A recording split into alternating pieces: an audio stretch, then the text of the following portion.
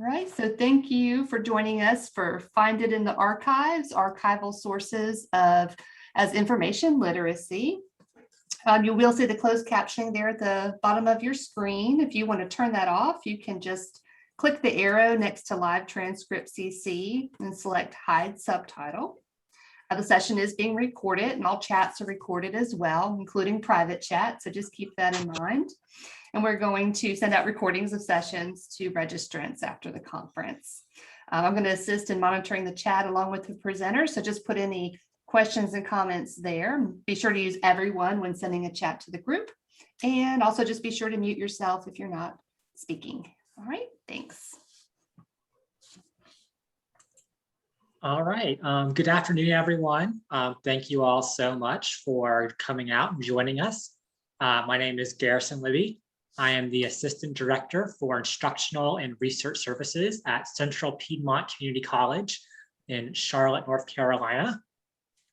Hi, everyone. I'm Erin Alsop, and I'm the Archivist Librarian for Central Piedmont Community College, along with Garrison.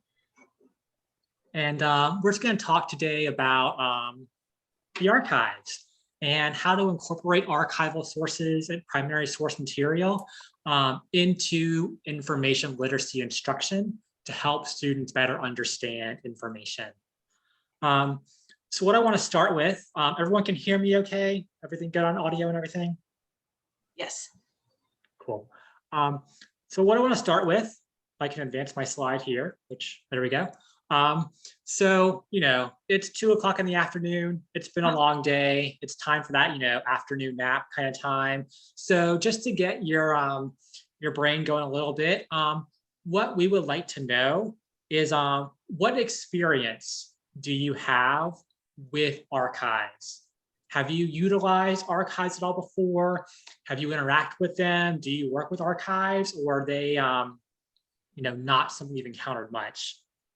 Because I can say for me, archives remind me a lot of the last scene in Raiders of the Lost Ark, in that, they're a space with a lot of really, really cool stuff, but as far as I know, like just boxes and boxes of stuff, I don't know how to navigate and understand that.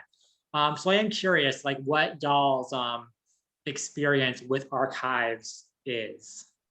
Oh, so we have some good answers in the chat. Someone said, I used to digitize archives at UGA. Another person has said, I have no direct dealings with our archives, but would like to do more. And actually someone, sorry, have some answers coming in. Someone said that, I was an archivist before my current role. So awesome, that's great. I've used our archive collections for a couple of small projects, current library student, so not a whole lot of practical experience. And then another answer about cataloging monographs and other archive items for the archives. So that's awesome. I mean, from the answers we've gotten, it's a really wide range of not just working within an archive, from an employee standpoint, but also kind of using them for research or maybe, as a way to share out information and using other things. So all of that, and really no answer is a bad answer. Oh, wait, we have some more coming in. I have some slight experience with archives on the back end, and I are doing some reading on the topic to prepare myself to handle the archives where I work in the hopefully near future. And there we'll talk about tons of resources too, as you work through those kind of professional things. So, and be sure to reach out if you have more questions too. Yeah, that's awesome.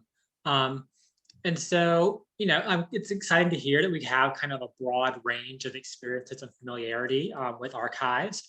But hopefully by the end of this session, you'll have some better ideas of how you can use archival and primary source material to discuss information literacy. We do use those terms a little bit interchangeably. Obviously, they are kind of different, but depending on what sources you have access to, what archives you may have, you may directly have archival stuff you can use, or you can apply the same thing to traditional, primary source research. But hopefully you'll learn how you can use them to discuss information literacy. Hopefully you'll learn a few specific activities that you can use that might be able to incorporate archival sources into library instruction.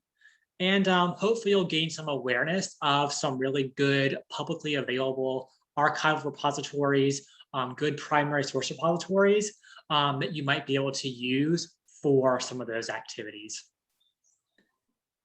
Otherwise, I am going to turn it back over to Erin. Oh, thank you.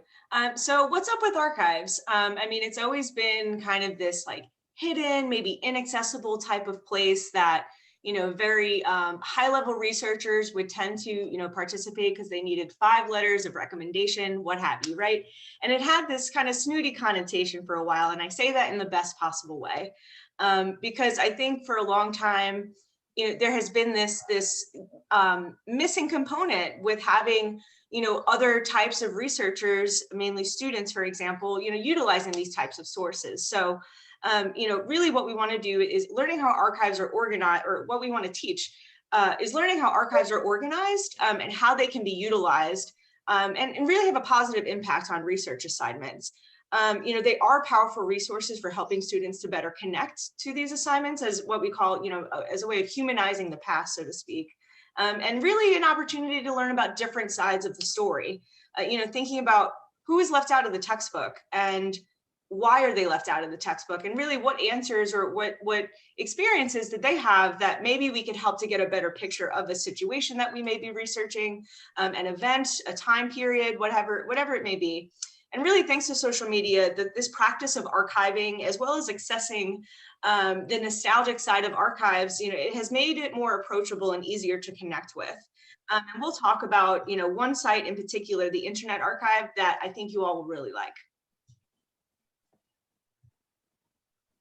So this is an example from our student publications collection. I apologize for not including, I just noticed now I didn't include the collection reference, but I will provide it later. So this is Jerry Rubin. And for those who, like myself, who were not alive during the Chicago 7 trials, you know, he was one of the people who, you know, was tried and had to defend himself in many ways. But, you know, he spoke out about life in the 60s through the 80s, his time, you know, as the anti-war protests. And we've included some information here just for some background. But thinking of this article, which was written by one of our students in May of 1980 and spoke on our campus at that time, you know, what are some topics that, you know, maybe you can connect this event to? And, you know, just off the bat, I thought, you know, perhaps the study of counterculture or social injustice movements, civil rights, the Vietnam War, the Iranian hostage crisis. I mean, there are so many different things that are happening at this particular time period, and really with any other time period you research, you know, and helping to have students understand that research is a web of events, you know, for the most part. It's not just really a linear sequence of things. And I think by showing these types of different connections through our archival collections will help students become better, you know, aware of what's happening in the world, as well as, you know, how to relate and connect and listen to the voices of the past. So again, for a more, you know, more modern day reference to that particular trial, you know, there is a Netflix program. I haven't watched it myself, but, you know, so while they may not specifically mention Central Piedmont in this, you know, our resource really is evidence that, you know, archival collections can help search processes and understand the many layers of life and the many layers of research to understand why what happened is what happened.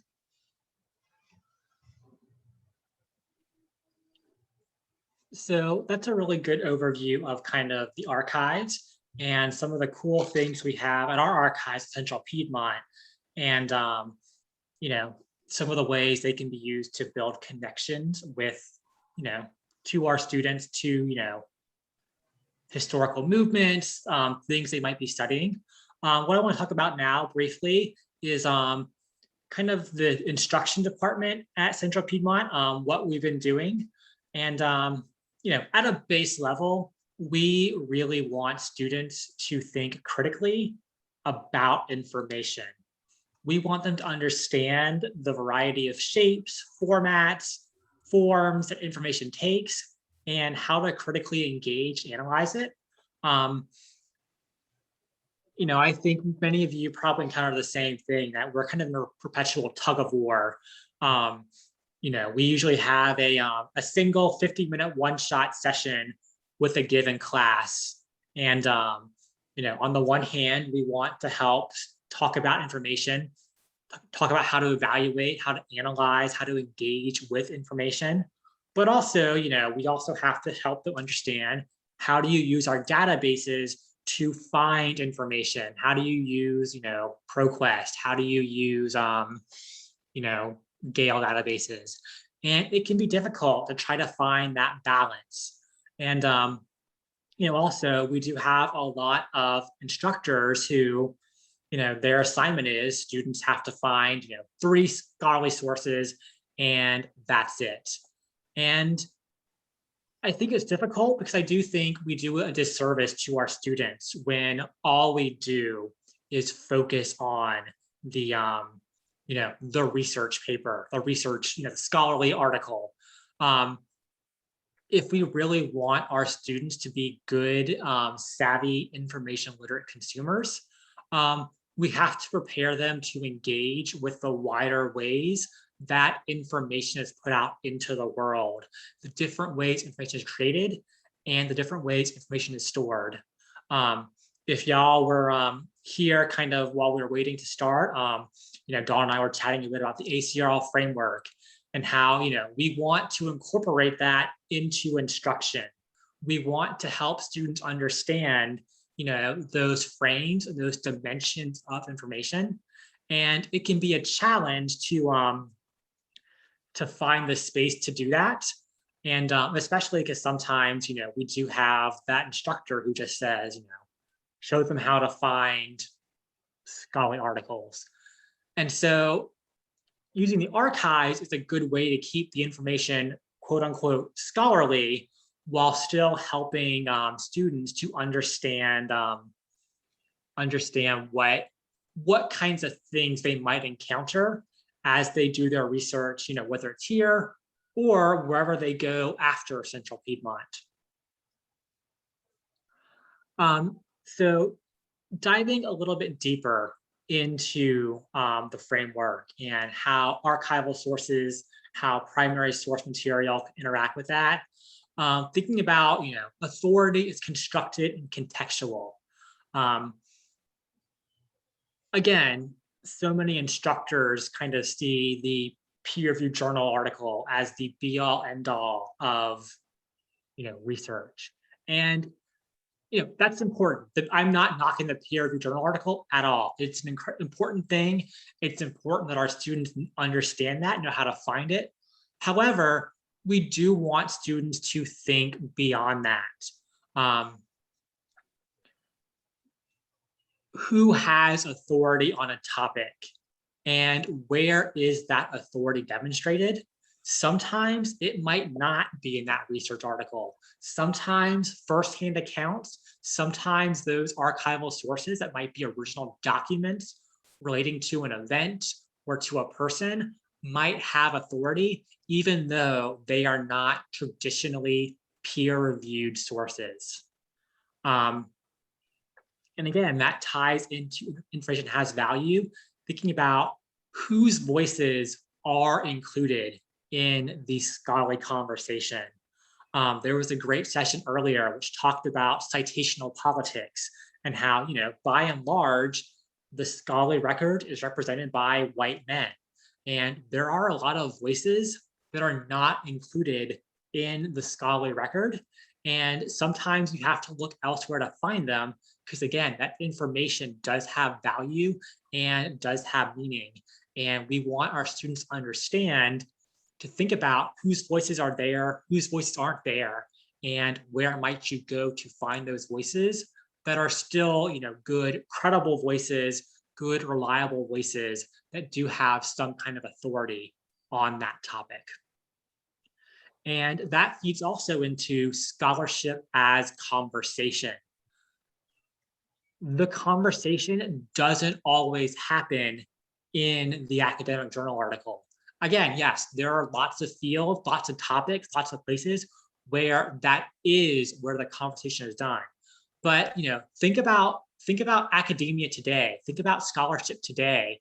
So much of the work that scholars do, it may not be kind of cataloged in the same way, but scholars do interact and engage with each other, with the general public on Twitter. And so the ways that scholarship, this conversation of scholarship is happening is changing so much every day. And again, I think we do a disservice to our students when we focus strictly on the peer-reviewed journal article and we don't find some ways to acknowledge where some of these conversations occur, where some of this information might occur, and how to engage with it meaningfully, while also helping them understand, the wider information landscape, misinformation, disinformation, fake news, all that wonderful, wonderful stuff. Yes, well said. Well said. Excuse me. So think of this scenario. A student wants to research information about the civil rights era in North Carolina. Some people could comment in the chat, where would you point them? I mean, and any answer is okay, even if you wouldn't consider an archive source, that's okay too. We just, really want you to think about the question in a way where, say perhaps you're on the desk and, you only have a few minutes of time, right, to help them with what they need, or it's maybe a scheduled appointment. So I'll pause there before I get to the next point. And this is actually the image you see is the King and Queen of the May Day from Mecklenburg College. And I provided in the description of the image some information about Mecklenburg College and how it connects to Central Piedmont. So where would be the first place that you point that student to? If you're at the reference desk, they're doing an assignment on the civil rights era. So one comment says Summon. Yes, absolutely a great place to start with. Historical newspapers, excellent. Mm-hmm.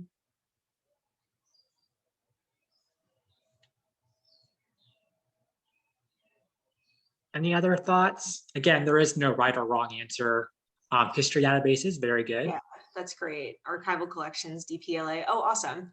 And and I'm glad you did mention archival collections, April, because another thought is if you're including these archival sources, are you aware if your students are comfortable with navigating these types of databases? And also can they understand and analyze archival sources in ways that it's similar, I guess, to analyzing scholarly articles and things like that. So it's that's part of the puzzle that we're through this work that we're trying to not just figure out, but also make work in a way that works for us.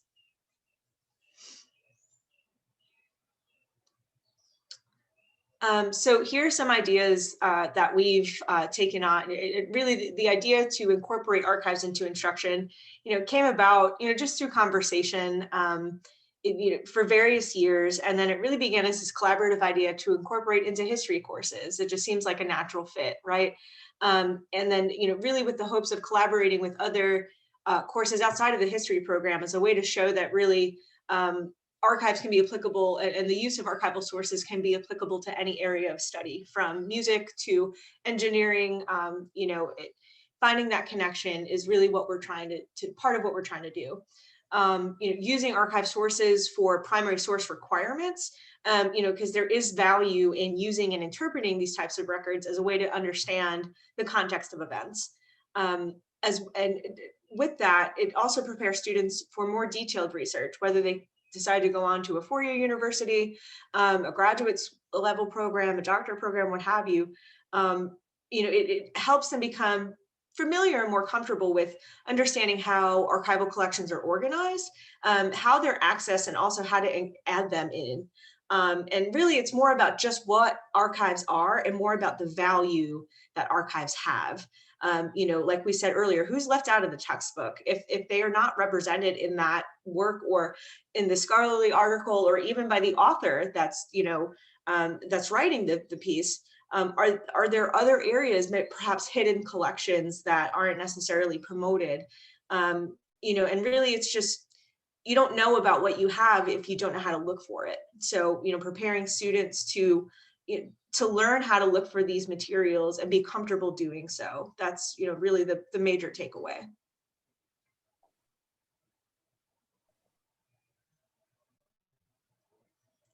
Oh, did you want me to go, Garrison? So you want to? Oh, Okay. yeah, I Sorry, can wasn't grab this sure. one. Okay. So far, again, we are kind of starting out this project over the past year. So we've worked together on a few different things. So one is that we have created some LibGuides designed to highlight some of our archival sources and help students understand how to navigate them, help them understand what we have within those collections that might connect to specific research assignments. And also help the librarians like myself understand a bit more about what's in those collections and how they might be used. And we will be sure to share out this slideshow so that you can check out these links more in depth. One of our really exciting collaborations is with our one of our history instructors, History 131. It's a US history class, and he does what he calls the Then and Now project. So what he does is he has students research some kind of event in the past, and his preference is for students to find an event within Charlotte's past, since we are a community college in Charlotte, and try to draw connections to things going on, today in Charlotte or North Carolina or in America. And so this particular instructor has met with Aaron and I. Again, we're big LibGuides fans. So we designed a LibGuide that is shared with his class to help students get ideas for where they can go to find the then information and the now information. So connecting students to these different pieces. And again, also trying to push them to think a little bit more deeply about where they want to look for this information, what kinds of places they expect to have the information they want to find, thinking about where historical documents might be stored, what archives are, and then again, thinking about where do you go for modern events, which oftentimes, again, might not be the academic journal article so much, but might be within current modern newspapers. I'm going to let Erin talk about the Charlotte Racial Justice Consortium because she can speak to that one a lot better than I can. Sure. So the CRJC is a citywide educational consortium made up of 6 institutions: UNC Charlotte, Johnson C. Smith, Queen's University, Johnson & Wales, and Central Piedmont. I'm sorry, it's 5, not 6. So in any event, what we had to do was provide the students involved in this fellowship program with access to our materials that relate to the racial history of our institution. And really it spans, about 56 years of time, and even predating that. So one of the examples we showed from Mecklenburg College, that was also a part of what these students researched. And I'll talk a little bit more later about what their research experience was like, because it's not as common as you would think of for archival research or for using formalized databases. But it's been a really great program and something that we hope to continue providing students with access to moving forward. And if you have questions, just let us know. And then the website evaluation assignment, this is actually coming, so it's not quite developed yet. But another faculty member that we found an allyship with our, in this endeavor, he teaches World Civ. And as one way, really, we think that, can help a larger amount of faculty understand that just how applicable and easy these types of assignments are, and having it relate to them in a way that, having them, I guess, be more comfortable to add it into their classes. So this website evaluation assignment for World Civ 1, they have to analyze websites that relate to the history of world civilization, I think up to 1450 BCE. So, you know, it's definitely a challenge in terms of the types of classes that, you know, we are trying to make this work with. But, you know, there are databases that have resources from ancient Rome and ancient Greece, and really just providing students with links to these databases and incorporating that into, you know, into the assignment, and exposing them to archives very early on at a very basic level. It seems like a better approach for us as a way to have faculty and students and staff understand that, you know, just because our archive specifically may not have sources that relate to the topic, you know, of interest, we can still teach you how to access archives. And, you know, so approaching it from a more broader sense, really, I think will better serve us in the long run. So the reality, and this is something that we felt was very important to share, because while we've put together a lot of really great resources and have a lot of really wonderful ideas, there are some roadblocks that we've hit along the way. The first major one was COVID and access issues. So we did experience a ransomware attack and loss of systems, not from archives in general, but just lack of issues with communication and things like that.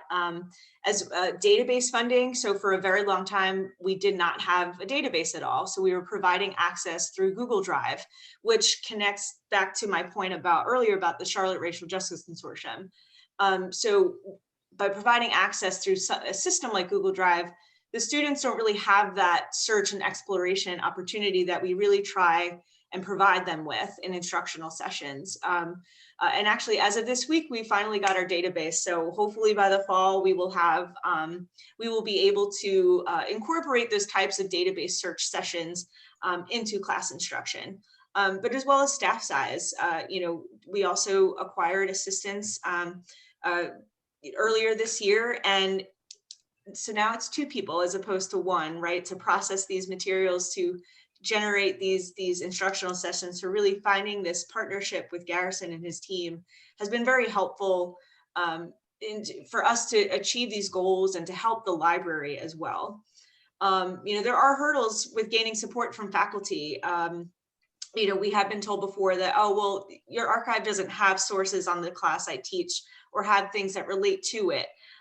So again, driving that point home of using any archive versus just using our archive. Granted, we could, you know, incorporate what we can, but you know, having that faculty member kind of work with us and through that process in ways that benefit both sides. You know, we have found some, but you know, people are busy too, and especially with, you know, developing a syllabus, sometimes it's just easier to keep what you have. So again, it's always a work in progress as we work to advocate and develop these programs, but it's been great so far.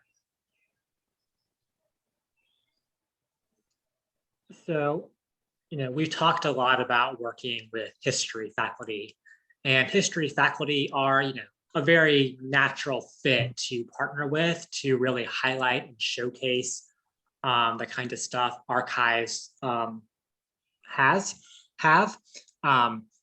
But there are other ways I think that can be good activities to incorporate in other sorts of classes that can also highlight different types of sources and get students thinking about, you know, information, how it's created, how it's formed, where it's done. And so one activity, and I cannot take credit for this activity, I stole it from a librarian at University of Virginia, but a really fun activity is a timeline activity. And so what this is that you can pick an event. It can be a historical event, can be maybe a more contemporary event, and just try to pull together multiple sources, multiple types of information about that event. So maybe you'll get, you know, using the civil rights movement example we talked about earlier, you know, maybe you'll pull some excerpts from writings or speeches by leaders in the civil rights movement, you know, things that Martin Luther King said, for example.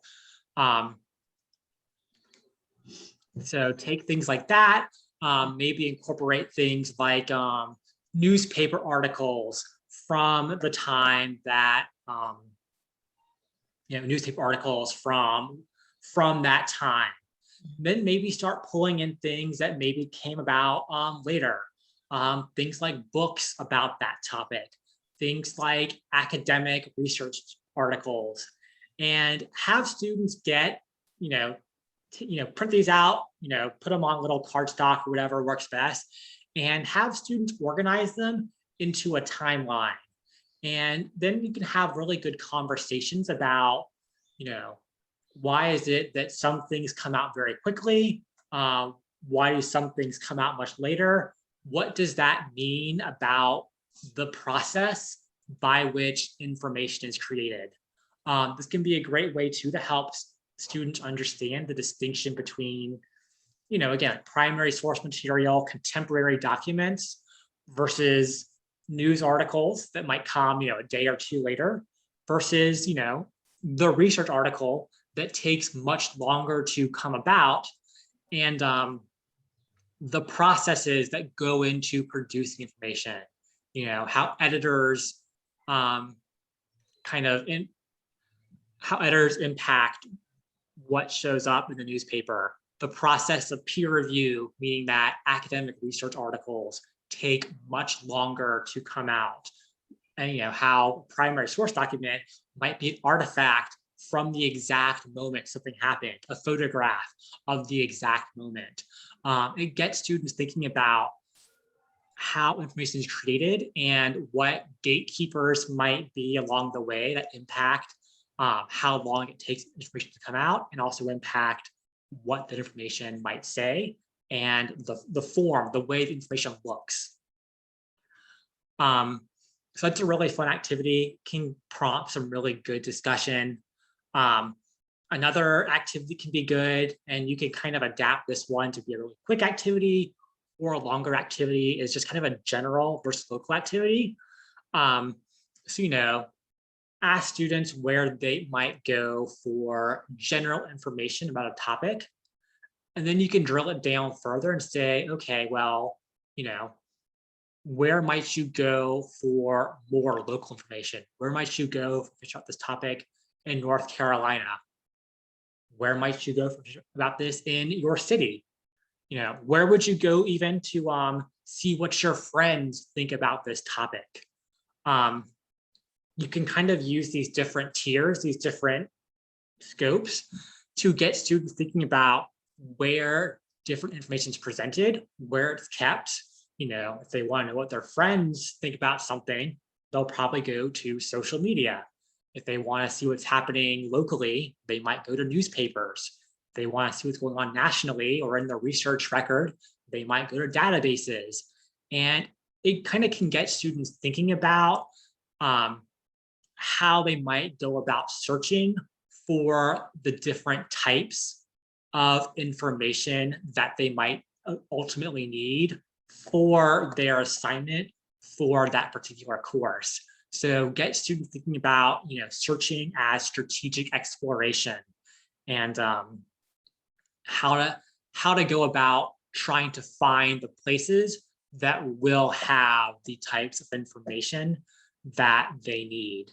And again, pull in an example that, you can use good archival sources.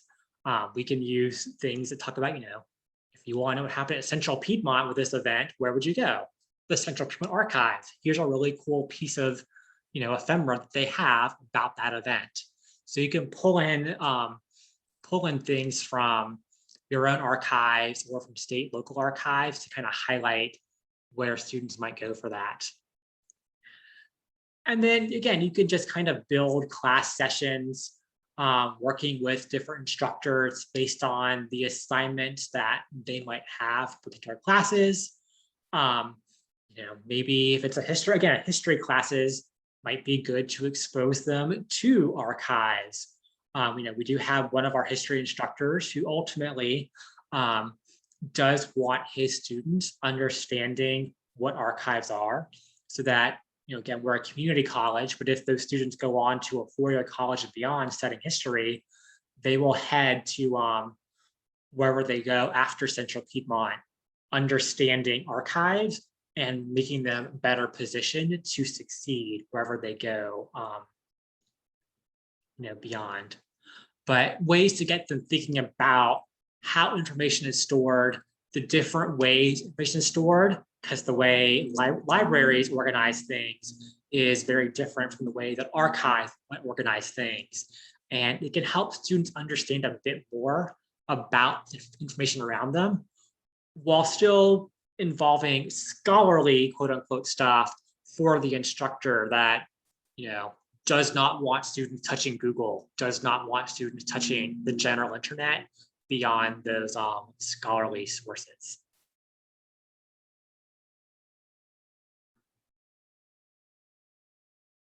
So if you don't have archives at your institution, or maybe your collections maybe don't lend themselves as well as some of this, there are some other really good sources that you can incorporate into your instruction. The North Carolina Digital Heritage Center is just a really incredible resource, collecting all kinds of stuff related to North Carolina. You can definitely pull in really good things about North Carolina history that can spark good conversation with students that you work with. National Archives, another really great place if you want to widen the scope to looking at United States history more. Internet Archive can also be a really cool thing to help students, understand that even like the internet, information changes so fast. What's available one day might not be available tomorrow, but archives can capture that information might otherwise be lost, and can help them understand even how the internet has changed. Some of them, some of them don't know, like some of them maybe have only grown up kind of in the post-Facebook, post-Twitter world, and don't understand the ways even the internet was organized, prior to the social, internet 3.0 kind of exploding onto the scene. And like we're at a community college, but we also are aware of archival sources at other kind of local colleges, other universities that might have archives that are useful for us. And again, your local public library or your historical society can also be a really great place to look, a great place to figure out what stories are in your community and maybe what stories are not being told elsewhere except through those historical societies as archival sources. Sorry, Garrison, I was muted I didn't really, because there was a big truck coming by. But one thing I do want to mention about the North Carolina Digital Heritage Center is they not just provide access to North Carolina history, but they also do provide assistance with scanning metadata. So for the folks that have mentioned that, they are going to take on some archival responsibilities or maybe do and need a resource, to help with some projects. Reach out to them if you haven't before. They're a wealth of information, and they're based at UNC Chapel Hill. But they are, they've been a really great resource for us, and I hope for you as well. Someone had mentioned in the chat too that you can find other ideas for using the ACRL framework for information literacy in the literacy sandbox, and just by using archives in the search box, there will be some sources. So thank you for that. We'll definitely have to check that out and see how we can add it in. So yes, thank you. And then what are some benefits to shaking things up? So breaking up the traditional instructional way, the usual ways, right? Archival sources and collections are usually firsthand accounts of larger events in human history, what we like to call the unedited versions of history, perhaps. So it really gives students an opportunity to better engage with these events, as well as people from our past, because it is a collective past, whether we have a direct connection with it or not. But it helps also to connect on these emotional and intellectual levels as ways to analyze sources. I mean, it can help better empathize as well with situations and understand, why certain actions occurred. But it also helps to teach students research skills and preparing them for research at higher levels. I know we've mentioned this as in other slides as well. But I think one major outcome connected with learning the research skills is that it helps to promote a more diverse research community. At our community college where we have a very, very diverse student population, and on a 2-year level especially, a lot of our students do go on to 4-year universities. But I guess one question that I've always had is, do they find, commonalities with amongst their research community if they were to, move on to a 4-year institution, even graduate level and doctorate levels? The people that they're conducting research with, can they connect with them? Do they look like them? Do they think like them? And I think by making our students aware, especially about the value that archives has, it will help to promote diversity in the future. As archives will attest, things take time, especially how far back our records go. So if we can start now and promote archives through instruction, I think will help to promote more diversity as well. So some other ways. Yeah, Oh, go ahead. I'm sorry. Go ahead. No, go ahead. Okay. So some other ways to advocate, on the fly. And Garrison, if you want to take the second part too, I think you'll be really good to help. Some general suggestions, and promoting of archives and chat sessions and even desk shifts, adding archival resources to course LibGuides. And that's something that we have done this year as well. So we connected with Garrison and others on the LibGuide team at Central Piedmont that, kind of asking them, well, we have we put together LibGuides on primary resources for a variety of topics. And we wanted to take the approach of creating LibGuides specific for classes. And so what we asked, the LibGuides team was, with the current LibGuides created, can we simply add some links to the current guide? Can we create something more specific? So, we really worked well with them on formatting these guides in ways that that follow the format that they've put out, so that students know what to look for, especially if it's something that is shared semester after semester.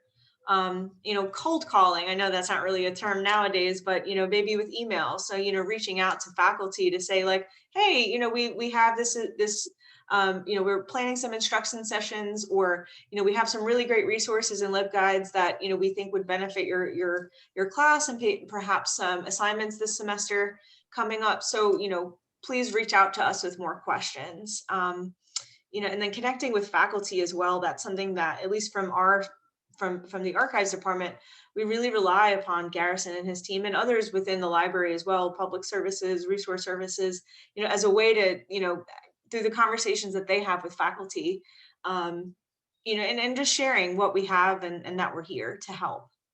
I didn't know if you wanted to have anything to add, Garrison. No, I think that's good. And again, I think it's a good way to mix things up, and at least for me, a good way to think differently about information and how to get students interacting with information. But thank you all.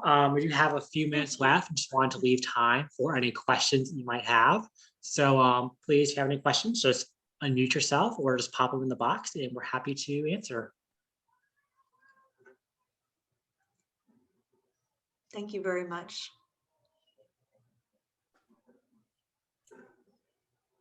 I'm not seeing anything in the chat, so last call, if anybody has any questions, feel free. I know I found this to be a very interesting presentation, and I think I'd mentioned to Garrison I was going to share this with my coworkers that weren't able to come today, because we're definitely trying to use the ACRL framework more in our instruction and also increase people's awareness of archival resources. So very helpful. Thank you. Yeah, it's exciting to hear, and it's it's a struggle, but it's a good struggle, right, to be a Mhm. part of. So, thank you for this opportunity. And if your colleagues have any questions, please have them reach out to me, or I can provide other sources and contacts as well. Sounds good. Okay, well, thank you so much. I'm going to go ahead and stop the recording and I'll share those recordings out with the registrants later on. Thank you very much. Take Okay. care, everyone. Thank Bye-bye. you all so much. If you have any questions, by all means, please just reach out and let us know. We're always happy to talk more about it. But thank you all for showing up. Will do. Thanks. Take care.